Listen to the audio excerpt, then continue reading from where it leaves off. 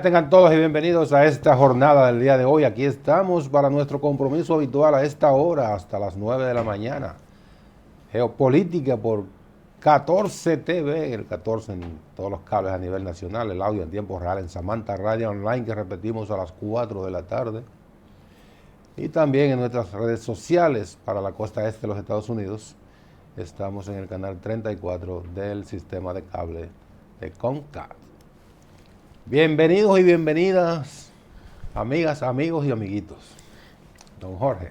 Las redes sociales, el papel que juegan, nuestro saludo a todos los amigos televidentes de Geopolítica y a los oyentes también. Sí. Así es que vaya nuestro saludo afectuoso a todos los dominicanos, donde quiera que se encuentren. En playas extranjeras, Bueno, que no estén en la playa, no importa. Pero están ubicados en montañas extranjeras. Exacto. Nuestro saludo donde quiera que estén a los dominicanos y saber que cada día, hoy se celebra un día muy importante y especial. ¿Cuál? Bueno, y se celebra el día de las elecciones a nivel mundial. Ah, un día consagrado a las elecciones. A los procesos electorales, pero que eso debería estar limitado al mundo democrático. Aquellos gobiernos que se rigen por democracia celebran este día. Y el país localmente tiene unas instituciones muy fuertes en ese sentido. No, pero son elecciones, cuando se habla de elecciones, se habla de, pueden ser elecciones municipales, elecciones para Congreso, elecciones regionales, porque hay muchos países que tienen diferentes niveles de elecciones, no solo las presidenciales, porque en la dictadura y en la monarquía, por ejemplo, en la monarquía no hay elecciones presidenciales, porque no hay presidente. Son reinados, los reyes son eternos, pero hay elecciones para primer ministro, para diputados, senadores, etcétera, etcétera. Concejales, regidores, alcaldes. Sí, entonces es el proceso electoral como tal, no es solamente para un nivel. Este día encuentra una situación de movimiento telúrico aquí en el país, o sea que... No tembló de nuevo, tembló la tierra otra vez. No, tembló el día primero, y ayer. El día de febrero, arrancó con esa marcado movimiento de la tierra que fue muy fuerte. Y hay que repasar a nivel mundial qué hacen los países desarrollados cuando su población está sometida a este tipo de situaciones de peligro. El país más avanzado y más desarrollado en el manejo de eso por la cantidad de movimientos telúricos que se producen es Japón. Japón ha tenido toda una cultura y te ve los niños que tan pronto se produce la alarma. Hay un protocolo ya. Hay todo un protocolo. Todo el mundo lo conoce. Todo el mundo lo conoce. Protocolo que aquí se ha tratado de implementar en varias ocasiones, pero lleva muy distante porque los dominicanos somos muy distraídos y para cumplir con ese protocolo se requiere formación, educación y mucha práctica, sobre todo en las instituciones públicas, que creo que se hizo unos intentos en el gobierno pasado de varios simulacros a nivel general. No, en octubre.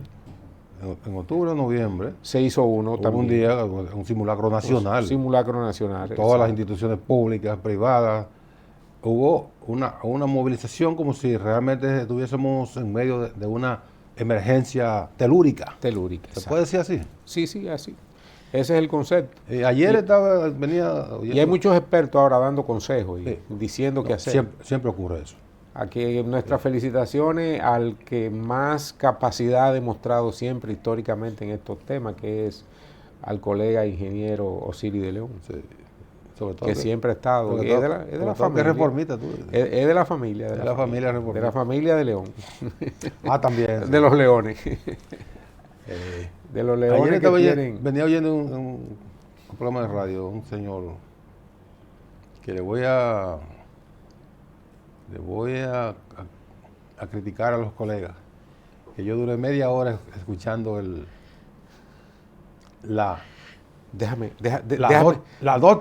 Déjame sorprenderte. No dijo nada. No. Dijo mucho. Me quedé por eso. Ok. Pero Duré media hora más o menos oyendo la docta disertación del entrevistado y nunca dijeron el nombre. Mira qué bien. Yo le iba a escribir, ¿quién está hablando ahí? Galileo. ¿Saben qué es radio? No le puede dar en la televisión.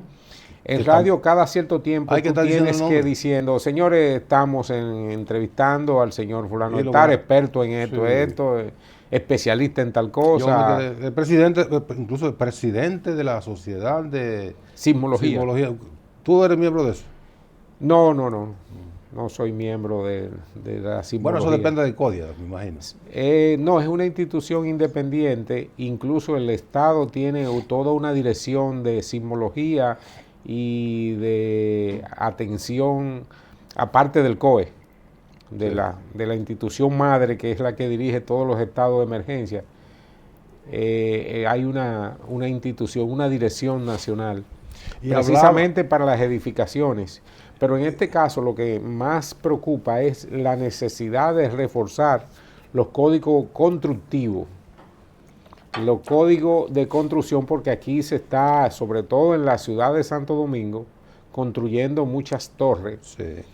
Y muchas de ellas, las escaleras de emergencia, la forma en que tienen escaleras de emergencia. El sistema de contraincendio, el tener agua en depósitos adecuados para poder impulsarla, tener bombas independientes para poder manejar, porque cada movimiento telúrico tiene una secuela, aparte de la repetición que puede producirse en cualquier momento.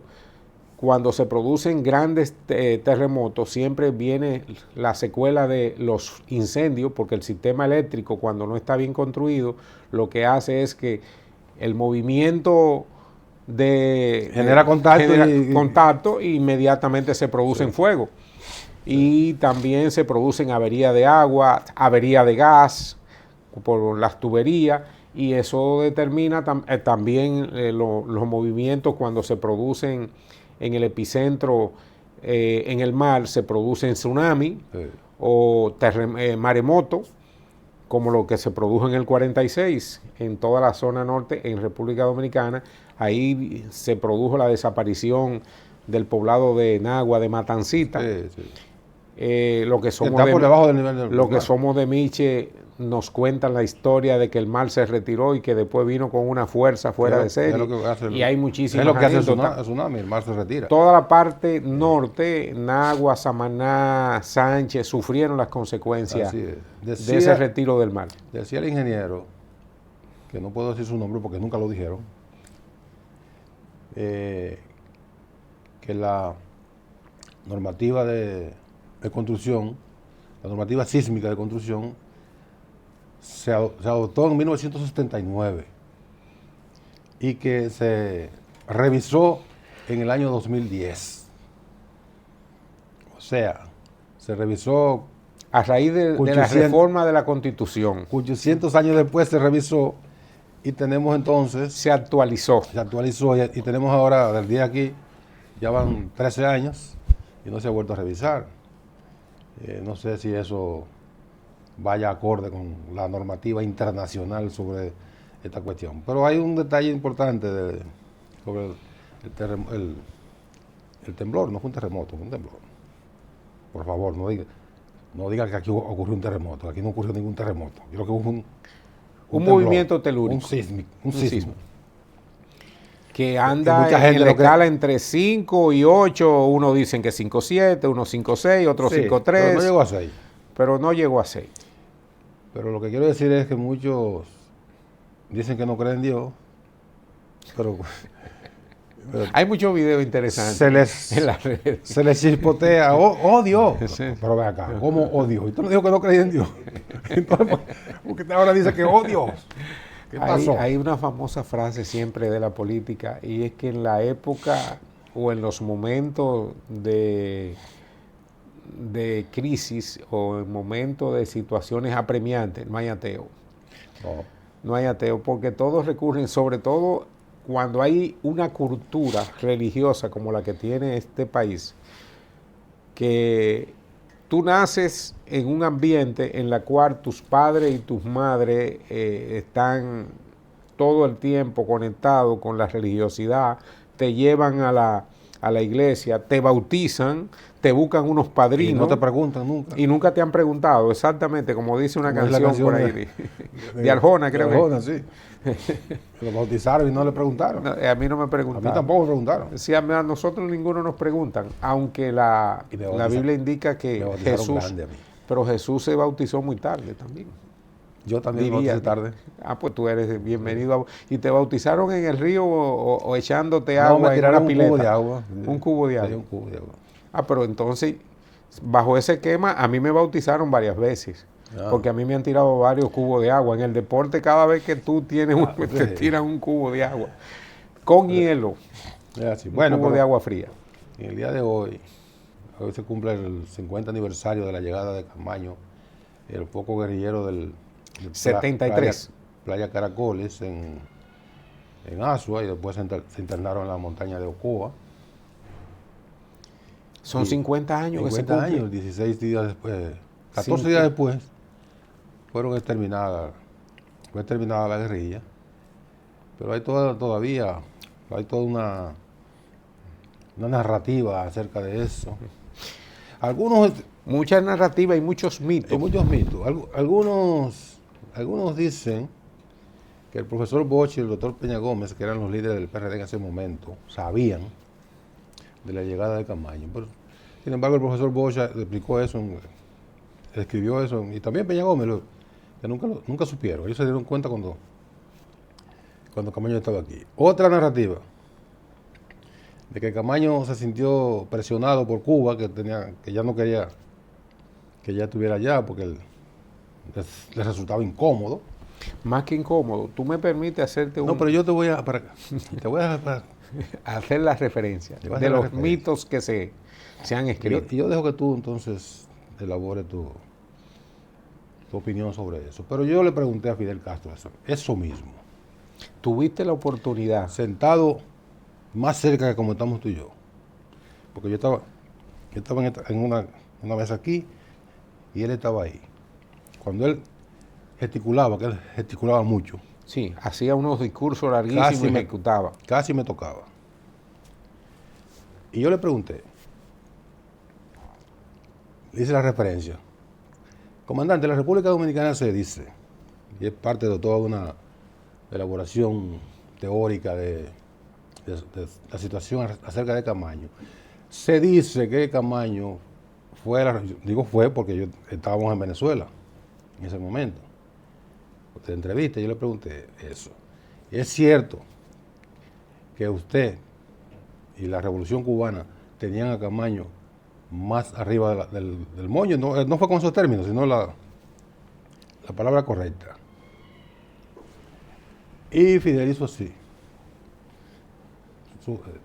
Él era muy dado a agarrarse la barba.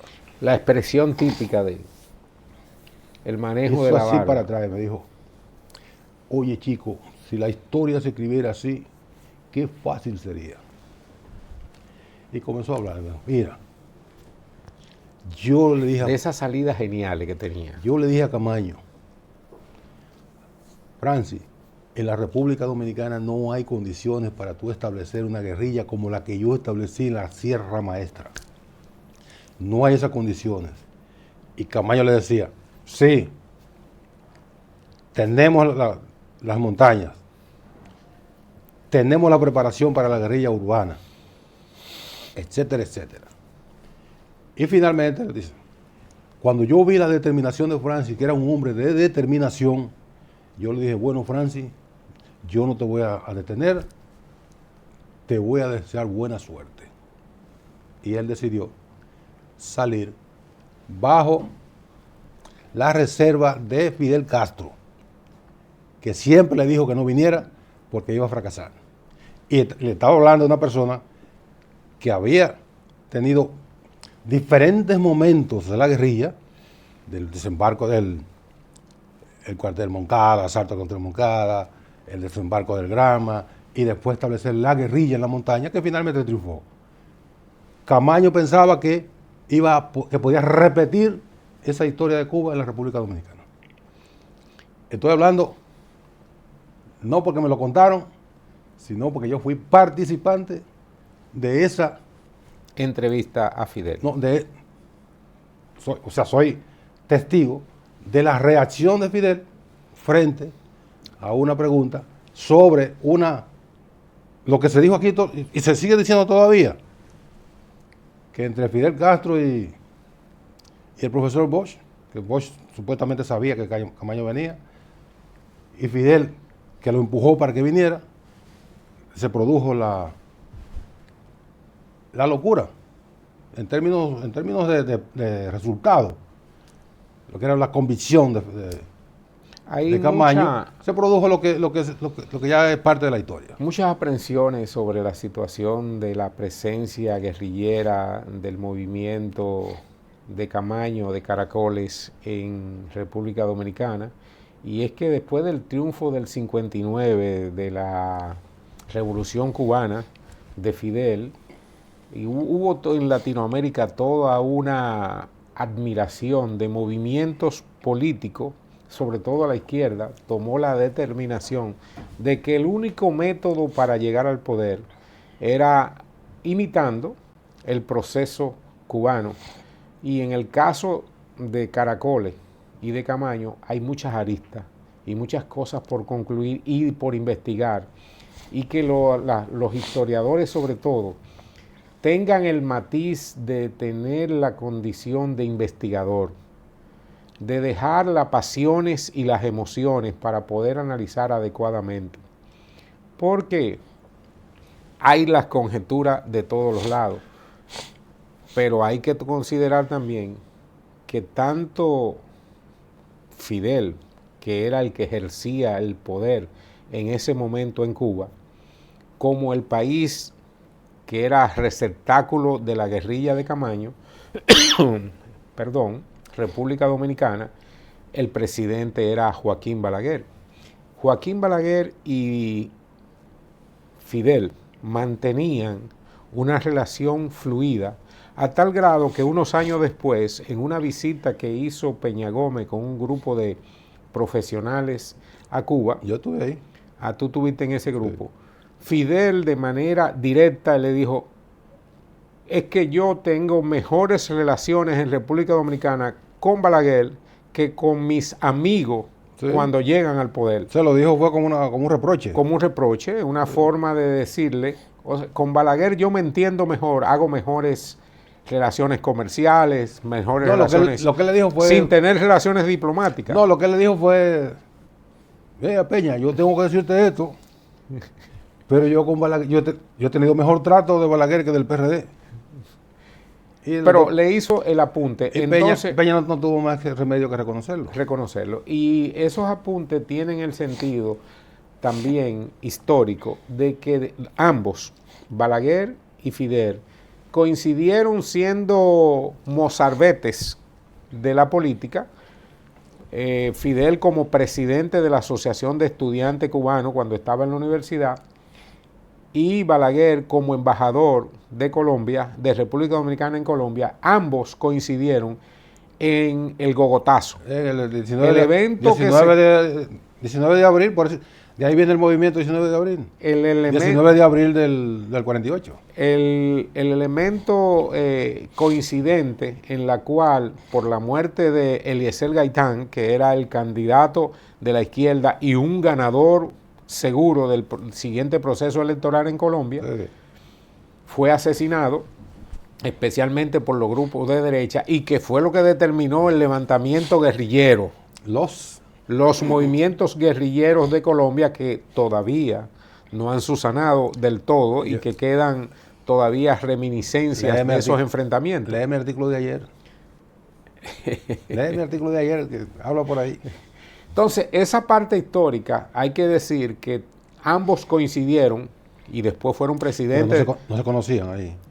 No se conocían, pero se dice que Fidel logró salvar la vida y Balaguer también logró salvar la vida milagrosamente, porque hay que ver también la narrativa que ambos hicieron Y dentro de los mitos populares se dicen que Fidel fue ayudado y protegido por un diplomático latinoamericano que lo encaminó y lo logró sacar de Colombia, aunque no se conocían. Pero y dices, por eso son mitos. Pero esos son mitos históricos que hay que, por eso Fidel era una gran figura. Comencé a decirte de la necesidad de que los historiadores nuestros hagan mejor investigación y dejen la pasión de si fue o no fue. Y en el caso típico del proceso de la guerrilla, hay que decir que ya también había pasado el proceso dentro del esquema de la Guerra Fría, de la crisis de los misiles que se produjo en Cuba en el año 61. Hacía rato de eso ya. Entonces había un buen rato. A partir de ahí, Fidel tenía el compromiso de cumplir los acuerdos que Rusia había firmado con Estados Unidos. Y dentro de esos acuerdos firmados, uno de los esquemas que establece es que Estados Unidos respetaría la soberanía política de Cuba. En cambio, ellos se comprometían a desmontar los procesos que habían iniciado de una planta nuclear y de la instalación de misiles, y que es parecido a lo que está ocurriendo ahora con el proceso ucraniano. Lo ha disimulado muy bien Estados Unidos. Y por eso Fidel también hablaba con esa, de que nosotros estamos 90 millas y no han podido hacerlo. Y nosotros, la revolución fue realmente protegida dentro de ese esquema de la Guerra Fría por Rusia, que aparte de la inyección económica que hacía, también lo protegía políticamente y diplomáticamente. Y en esa negociación se estableció eso. Entonces Fidel, compelido con esa situación, con un esquema que fue parte de los acuerdos también de que Cuba tenía que desmontar todos esos grupos guerrilleros que estaba exportando para diferentes países latinoamericanos, dejar de ser el impulsador de eso. Entonces, pero también eso es novela. Pero por eso, ¿cómo comenzamos diciendo? Que los investigadores históricos tienen que, porque hay muchos mitos y hay muchas novelas. Dentro de la novela que tú especificabas, esta es otra de las novelas. Sí, porque eso de que Fidel, de que Cuba exportaba la revolución, esos son... No, Cuba exportaba aquí hubo más de 3 movimientos guerrilleros que vinieron de Cuba. Y fueron a Colombia. Pero también vinieron de Cuba. También vinieron de Cuba para tumbar Trujillo. No, Trujillo lo mataron los dominicanos. No, pero espérate. Trujillo no vinieron 2 guerrillas de Cuba. ¿De dónde salió? ¿De dónde salió también, el 47? Pero las guerrillas también desde Cuba salieron a Bolivia. El Che fue a Bolivia. También desde Cuba salieron misiones guerreras para África. En Angola participaron. Esos fueron procesos de liberación. Proceso de liberación. Perfecto. Así, oye, el lenguaje se maneja de ese. Aquí la izquierda manejaba también el concepto de que los atracos y las... esa es otra cosa. Y eran confiscaciones. Eso es otra cosa. Confiscaciones. Eso es otra cosa. Me encantan las interrupciones y las connotaciones. No, lo que te quiero... Eso es lo importante de la historia, de poder viabilizar y ver los ángulos de donde se puede decir que Cuba escribir. Eso de exportar guerrilla. Pero aquí en el país, por ejemplo, eso también es una parte de la... Aquí hay un centro. De la estigmatización de Cuba. De ustedes los derechistas. Dime a ver. No, te escucho. Te escucho en el esquema de lo que te estoy explicando, pero no me ha dejado. Entonces, que no te he dejado, porque tú has hablado durante 10 minutos. ¿Cómo que no te he dejado? No me ha dejado explicarte el concepto de los mitos, de lo que son las historias narrativas. Tú lo explicaste muy bien. No. Sí, suficientemente debatido, dirían en el Congreso. En la Corte. En el Congreso. Por entonces, como dicen los jueces, concluye al fondo. Concluye al fondo. Adelante. Pero eso siempre se dijo que Cuba exportaba la revolución. Primero, para empezar, la revolución no se exporta, porque eso no es un producto de exportación. No, y Fidel se lo dijo al propio Camaño, si te lo dijo, cuando te lo expresó a ti. Claro. Pero sí albergaba el entrenamiento porque era dentro de Cuba el entrenamiento de todos los movimientos guerrilleros de Nicaragua, el de Bolivia. No podía oponerse. No podía oponerse. Era parte de la Guerra Fría, porque eso también tenía el financiamiento y el apoyo ruso. Es que Cuba siempre ha tenido una hermandad muy particular con la República Dominicana. Es que tiene que ser así, porque es que Máximo Gómez, el esfuerzo que hizo, que esa es otra de las características del pueblo cubano.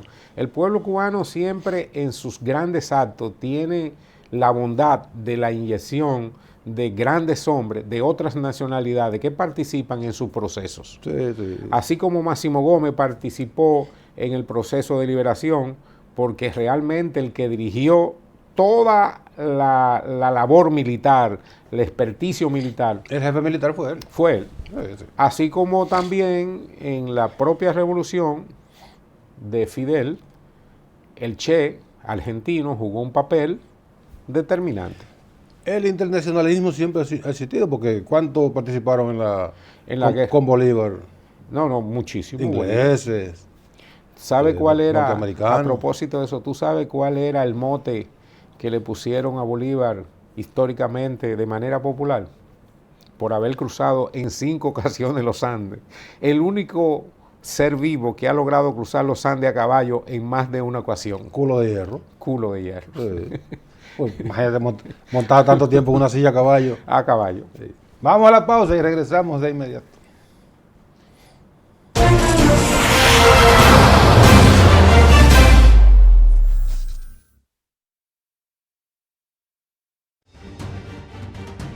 Catorce TV, televisión para todos. Para cortar el plátano, gire el plátano 45 grados. Con precaución, haga una incisión en la cara de su... No. La verdad que a la gente le gusta complicarse. Lo mismo pasa con el banco. Mira, tú tienes Cuchumil cajeros, canales para ti 24/7, subagentes, hasta en el colmado de enfrente. ¡Colmado! Una app que ni siquiera el internet te consume. Y aún así, hay gente que se da el viaje para el banco. Oye, no hay que complicarse, que los canales Banreservas están ahí para ti, cuando quieras.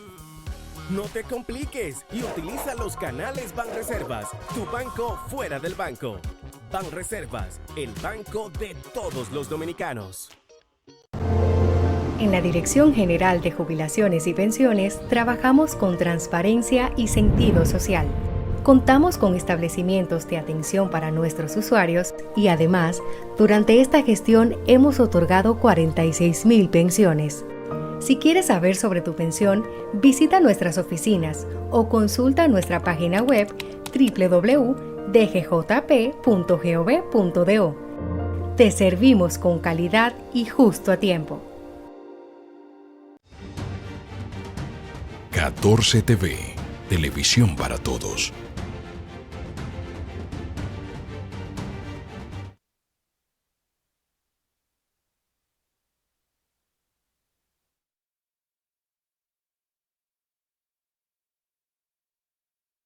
Cada tarde, junto a José Ramón Matos, usted recibirá las noticias sin mordaza. Señores, el dinero y las posiciones, eso va y viene. Y opiniones con criterios, aunque a algunos no les guste. El presidente Abinader va a salir de ahí un anciano cuando salga de ahí, porque todo lo tiene que hacer él. Orientación segura, de lunes a viernes a las 6 de la tarde, por 14 TV, televisión para todos. Los comentarios más objetivos de opinión son analizados a profundidad junto a Mayovanex Bautista. A sabiendas de todo eso, pueden dejarse comer los caramelos ahí. Un espacio diseñado para mantenerte informado todos los días. A veces son 6.500 pesos. Personalmente, de lunes a viernes a las 8 de la noche, aquí por 14 TV. Televisión para todos. La revista informativa de opinión más completa de la televisión, radio y plataformas digitales está presente cada semana junto a Dani Alcántara, brindando un resumen de los principales hechos noticiosos a nivel nacional e internacional. Concluya la semana debidamente informado con Proceso. Domingos, 9 de la noche, por 14 TV. Televisión para todos. En un 2x1 Express te traemos noticias, opiniones, análisis, entrevistas con invitados especiales, un contacto directo con la comunidad dominicana en Nueva York, con sus secciones estelares como MIPYMES, Economía, Consulta Tributaria, Asuntos Legales, Migración y Turismo. En un 2x1 Express, de lunes a viernes a las 9 de la mañana por 14 TV, Televisión. 14 TV, televisión para todos.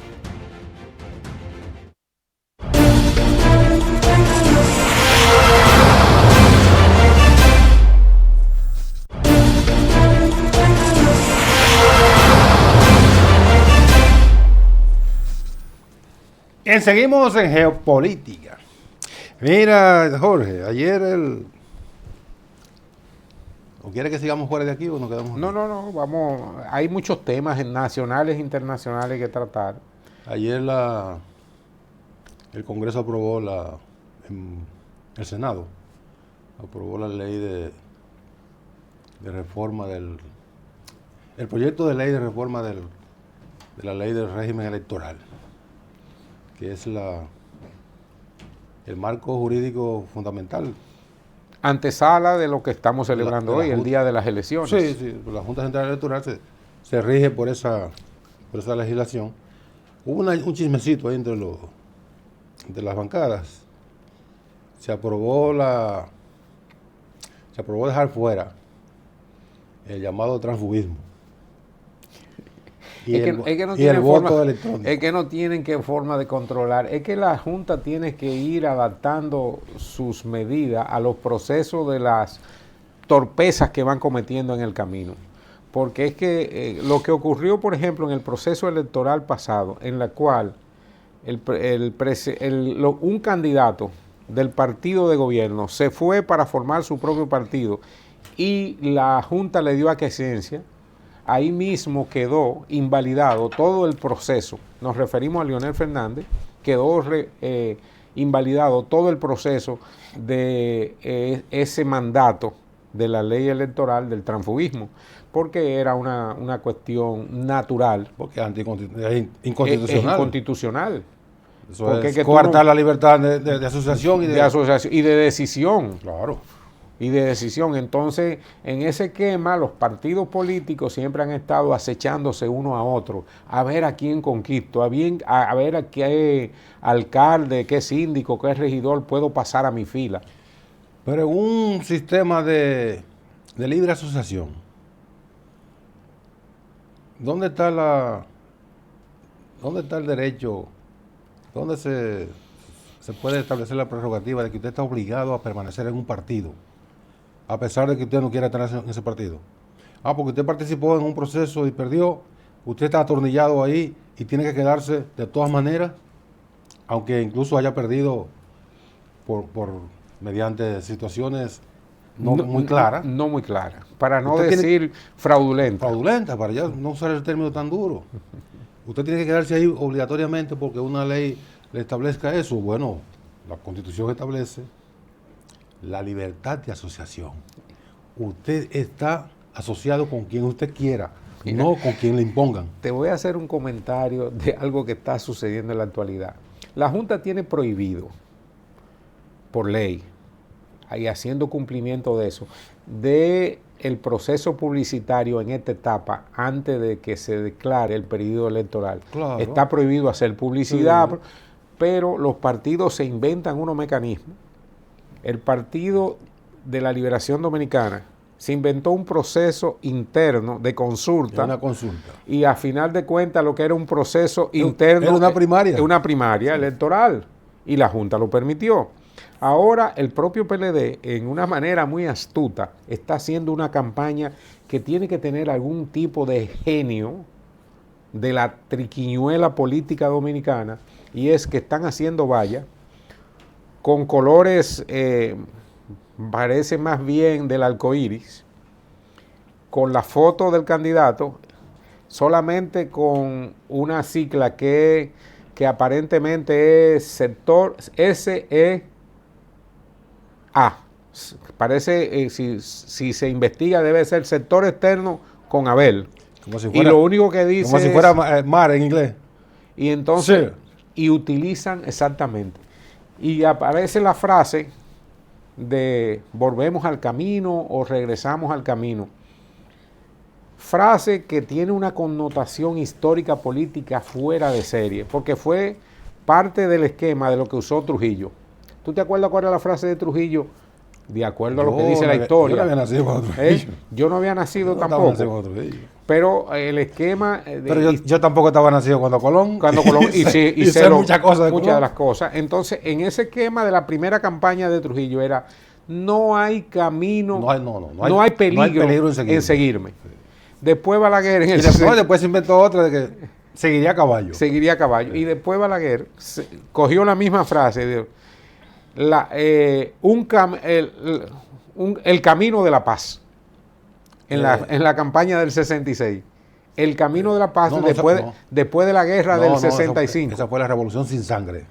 No, la revolución sin sangre fue la de gobierno, pero la de la campaña fue el camino de la paz.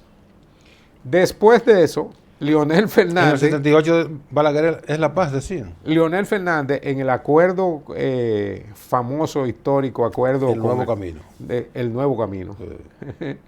El nuevo camino. Y ahora... Y después el mejor camino. Y ahora Abel está tomando esa iniciativa. El equipo tomó esa iniciativa. El PRD en el 78 era el cambio. El cambio, sí. Y el PRM en el 2020, el cambio. El cambio. Sí, porque la palabra cambio genera... Se va reciclando. Se van reciclando. Pero a veces es poco creativo y juegan a la memoria de los pueblos en repetirle la misma consecuencia. Te vamos a poner la misma inyección, aunque tú no te des cuenta. Sí. La misma inyección de poder, de corrupción, es la misma. No, son muchas frases, o sea, muchos eslóganes. El marketing político. Que han sido utilizados en Estados Unidos, en Europa, en Estados Unidos en inglés, entonces aquí lo castellanizamos. Sí, porque lo del cambio también, que Peña Gómez fue el que más generó esa información de marketing, es una imitación de la campaña norteamericana, especialmente de Clinton, que utilizaba mucho ese esquema del cambio. Y Peña copió esa imagen y la tradujo al español para hacer toda su campaña. No, porque eso eran los creativos, no era Peña. Era lo creativo. Sobre todo el de primero la gente. ¿Te acuerdas de esa campaña? Primero la gente. Eso lo usó Clinton. Lo usó Clinton, pero lo usó Peña, aquí en el país. Primero la gente. Sí. Que el esquema también fue modificado también el ejercicio del poder como frase de marketing por el gobierno del PLD de comer es primero. Pero Y Luis lo está utilizando ahora, el presidente Luis y el PRM, con el mismo connotación del PLD, pero cambiando. Primero tu comida. Sí, primero tu Navidad. Primero. Pero siempre ha habido. Pero siempre el mismo esquema. Porque que contradice lo que dice la Biblia. En el 78 era. ¿Tú sabes lo que dice la Biblia? No, muchísimo. La Biblia dice muchas cosas. Dentro del esquema del primero dice: el que no trabaja, que no coma. Ganará el pan con el sudor de tu frente. Eso. Y sí. Pero ¿qué usted lo reformista? En el 78 no, en el 86, en el 90. No recuerdo bien. Bueno, tenía que ser en el 90 porque era de Palacio. 90 o 94. Creo que fue más bien en el 90. Ustedes los reformistas inventaron un spot con Balaguer en una silueta de Balaguer en el Palacio, mirando hacia afuera, a media luz, como el tango de Carlos Gardel, a media luz, y decía, detrás de esa ventana hay un hombre trabajando, qué sé yo, cuántas horas por ti. Eso lo usó Roosevelt en 1938. En el 38 usaron en la Casa Blanca esa... En la campaña de Estados Unidos. Sí, para la primera reelección de Roosevelt. Vivimos aquí imitando la... Y reciclando frases y espacio. Pero qué bueno que la Junta, retomando el tema, tenga la oportunidad de resarcir muchos de sus errores. Pero no es la Junta, fue el Congreso. El Congreso. Sí. El Congreso, pero la Junta siempre ha tenido que aplicar, como ocurrió en el proceso pasado, que fue la vergüenza más terrible, ya una democracia consolidada como la nuestra, cuando hubo que suspender el proceso electoral del ámbito... El 15 de febrero, justamente, de este mes. Sí, en el ámbito... Se va a cumplir en febrero, el día 15, un aniversario más de esa ignominia. Pero ahí ocurrieron muchas debilidades. El Congreso, que no paría a tiempo las decisiones que necesitaba la Junta para ejecutar, el tiempo se le vino encima y la Junta que manejó el proceso, hay que decir que fue muy cuestionada, porque esos personajes que estaban ahí tienen ese handicap histórico que le va a perseguir siempre, de haber generado su incapacidad en poder administrar un proceso que se le fue de la mano con la votación electrónica especialmente. Sí. Y el fallo era terrible. No, primero fue el desastre de las primarias del PLD el 6 de octubre. Permitir que la gente no, pues fue en algunas zonas, que la travesura del Danilo y su grupo permitieran, y la Junta permitió que hubiese gente votando hasta las 2:30 de la mañana. Y ahí no dijeron nada. Y ahí se armó el famoso algoritmo del presidente Fernández, que determinó la división del PLD y su salida del poder producto de esa división. Y ganancia de poder por parte del PRM. Estamos hablando del los procesos electorales de 2020, en la cual la Junta Central Electoral de ese momento jugó un papel muy triste. Sí, muy penoso. Muy penoso. Un papel que una mancha que tiene la Junta Central Electoral de haber propiciado el único fracaso histórico, el único fracaso electoral de la historia de la República Dominicana. Sí, a pesar de dictadura, de tiranía, de todo. Y de la permanencia de Balaguer en el poder, los procesos, aunque conflictivos, siempre amañados. Se amarraban las cosas de manera que decir que la grandeza de Peña Gómez y la grandeza de Juan Bosch y de Balaguer es haber creado un proceso que los países latinoamericanos ninguno han podido encontrar. La estabilidad. La estabilidad política. Con altas y bajas. Y altas y bajas. Ese es el esquema de desarrollo que hemos logrado en todo este tiempo, en la cual hay consolidación de los procesos democráticos y hoy somos un ejemplo para toda Latinoamérica. Lo que ha sucedido y lo que está sucediendo en Haití es que no han podido encontrar a 3 caballos de Troya a quien culpar de todas sus debilidades, de todos sus males. Porque si cogemos la historia de 2 países, no hay uno solo en América Latina. No, uno solo que haya podido tener interactuando al mismo tiempo a 3 figuras de la dimensión de Peña Gómez, Balaguer y Juan Bosch. No lo han tenido. No lo han tenido. Y proceso tras proceso, en todas las democracias latinoamericanas, lo único que demostramos es debilidades.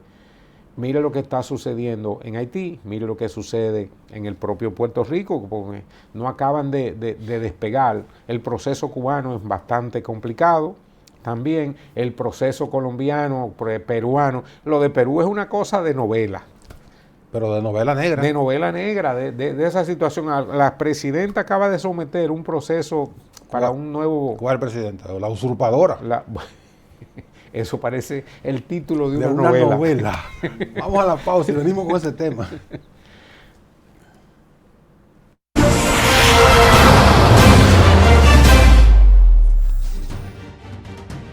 ...14 TV...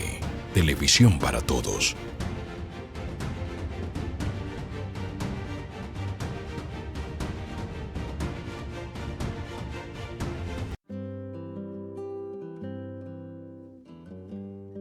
Hoy sé que no pido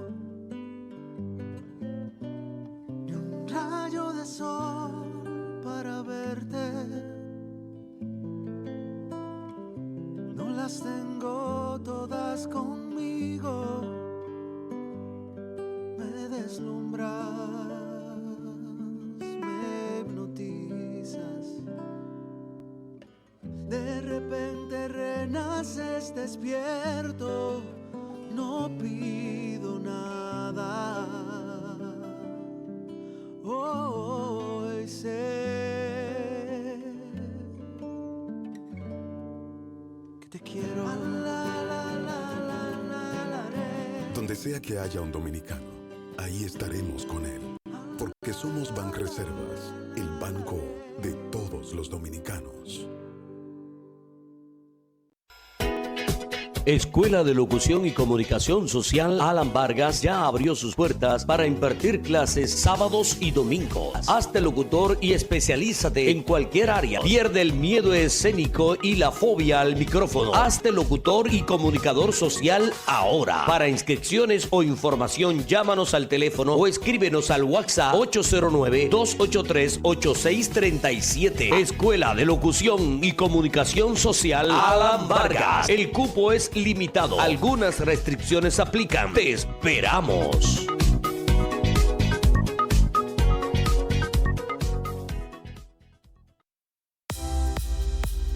...14 TV... Televisión para todos.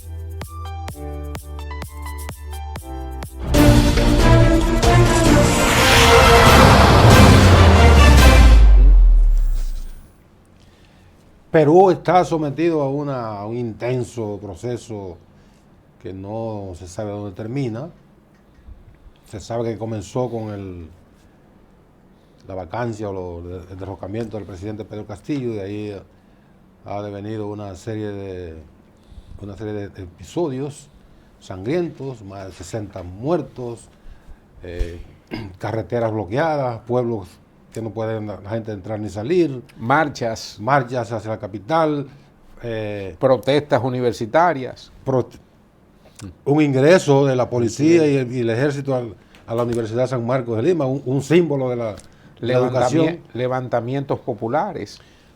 Le montaron un piquete, una manifestación frente a la Embajada de los Estados Unidos. No sé por qué. ¿Qué tiene que ver los Estados Unidos con eso? De las debilidades institucionales que tiene Perú con su constitución, que permite que el presidente pueda dar golpe de Estado y el Congreso puede dar golpe de Estado. Lo de el piquete a la Embajada de los Estados Unidos tiene una razón de ser. Yo digo, ¿qué tiene que ver Estados Unidos con eso? No, porque aquí Estados Unidos ha sido muy diligente aplicando sanciones a otros países, a países que cuando se producen situaciones más o menos como lo que ocurrió en Perú. Y en Perú, sin embargo, lo que ha hecho es aprobar y darle su apoyo a esta sangrienta usurpación que tiene lugar en ese país. Pero decíamos fuera de cámara que ellos ahora están inmersos en un proceso que pudiera culminar con unas elecciones, pero también en eso hay disparidad en los usurpadores. La presidenta, entre comillas, quiere elecciones en octubre, ¿fue que dijo? Y el Congreso, que también tiene que someterse al mismo proceso electoral, se la rechazó. Se lo rechazó. ¿Pero por qué lo rechazó el Congreso peruano? Porque de seguro la mayoría de los que están ahí ahora mismo se sometieran a un proceso electoral, serían barridos por el pueblo. Cualquier escrutinio interno en Perú, retomando el esquema que tú planteabas de cuál es el posicionamiento de Estados Unidos ante la situación de crisis interna en Perú, hay que decir que Estados Unidos tiene altas inversiones de empresas norteamericanas radicadas en Perú. Pero no están en peligro. Pero esas empresas no están en peligro porque la economía de Perú sigue marchando. Sí. Incluso dentro del propio esquema de inestabilidad política hay una condición extrañísima. El que sigue creciendo económicamente Perú es de las naciones estable, una moneda estable. Una moneda estable, una economía estable. Un nivel de inflación bastante bajo. Y un nivel de exportación, sobre todo. Los productos peruanos son de una alta demanda y una excelente fabricación. Perú. y Pero es un gran exportador. Que se está exportando no solamente a Estados Unidos y a toda América, sino a Asia, especialmente a China y a Europa. Es un gran exportador. Un gran exportador, sí. Pero Estados Unidos, haciendo la comparación siempre con la situación interna de República Dominicana, la gran mayoría si bien nosotros tuvimos esos 3 mamuses que tú indicabas o que señalábamos, de Peña Gómez, Juan Boy Balaguer, la incidencia... Son 3 portentos, ¿cómo mamuses? Son mamuses, o sea, eran verdaderos líderes. No eran tan viejos. Mamuses. Eran caudillos, como le quieran llamar algunos. Bueno, esos 3 señores tuvieron una harta colaboración, especialmente con el régimen norteamericano y con la embajada norteamericana también, que producto de las inversiones que tiene aquí en el país, especialmente las mineras, las inversiones en el turismo, las inversiones de capitales, las instituciones bancarias, Estados Unidos siempre ha estado creando y fomentando leyes y reglamentos para lograr un mejor saneamiento y operatividad de la democracia dominicana. Y si tú te pones a ver, para proteger sus controles, sus intereses, pero sobre todo para lograr, y nosotros hemos sido diáfanos en eso, incluso a veces hasta un poco torpe, porque nuestros legisladores a veces no se toman la iniciativa de leer los proyectos que le traen como una cápsula de lo que deben ser, y a veces se le escapan algunos whatsappadas se le van cosas, términos en inglés, y a veces términos que no se corresponden. Por ejemplo, los fondos federales. Aquí no hay fondos federales. ¿Cuáles fondos federales aquí? Aquí tenemos otro esquema económico político. Bonos federales. Bonos federales. Entonces, se le escapan a veces esas niñadas, especialmente a nuestros legisladores, distinguidos legisladores, que a veces no tienen, y muchos lo confiesan, no, yo ese proyecto ni lo leí. No lo leí, no tuve tiempo de eso. ¿Son sinceros o son sinvergüenza? O las dos cosas. O ambas penas a la vez. Eso también me huele a novela. O ambas penas a la vez. Sí. ¿Quién fue el culpable? ¿Fuente o Vejuna? No, donde ambas penas a la vez son términos jurídicos. Todos a una. O judiciales, más bien. Una sentencia que conlleva un delito que conllevaría una pena de multa y prisión, y le ponen la multa y la prisión, esas son ambas penas a la vez. Okay. Pero volviendo a Perú, porque tú te saliste de Perú, y hiciste un incidental que pega bien. Sí, de cómo Estados Unidos tiene que incidir en Perú también para que logren organizar eso. Y garantizar sus intereses. Y garantizar sus intereses, porque las crisis políticas fácilmente se traducen en crisis económica, que no es lo que ha ocurrido. Oye, ¿cómo es? Una crisis social genera una crisis económica y ambas generan una crisis política. En Perú hay una crisis política que está generando una crisis social. Más no está impactando en generar una crisis económica. Todavía. Y dentro de la crisis económica, antes de que terminemos, yo quiero decirte que Estados Unidos también internamente volvió a subir la tasa de interés un 0.25% y ya ronda el 8%. Así que tenemos que esperar que el gobernador del Banco Central, que es muy diligente en eso, en los próximos días, no dude que tengamos la misma situación interna de aumento de la tasa de interés. No. Y es una forma de controlar la inflación que en el país lleva un ritmo aceleradamente galopante. No, pero ya el Banco Central estableció, lo declaró la semana pasada, que no habrá ni reducción de la tasa de política monetaria y probablemente tampoco haya aumento. Porque el nivel a que llegó, que es un 8.25, que está la tasa de política monetaria de la República Dominicana, el Banco Central, ha logrado el objetivo de contener la inflación y que esas medidas han mantenido el nivel de inflación dentro de las expectativas que se había planteado el Banco Central como tope de la inflación. Eso es una teoría. Es una teoría esquemática que no se traduce a la realidad. La verdad es que eso solamente ha servido para mantener un poco de control de la subida de la moneda. Nos referimos al cambio con relación al dólar. Ha ido subiendo. Pero la inflación ha sido, y la están sintiendo las amas de casa y la gente que va a los supermercados, de cómo se le está disparando los precios de la canasta familiar. Y eso es preocupante. Bueno, en lo que llenamos la canasta familiar, vamos a la pausa no. Terminamos por el día de hoy. Gracias por su atención y hasta el próximo programa.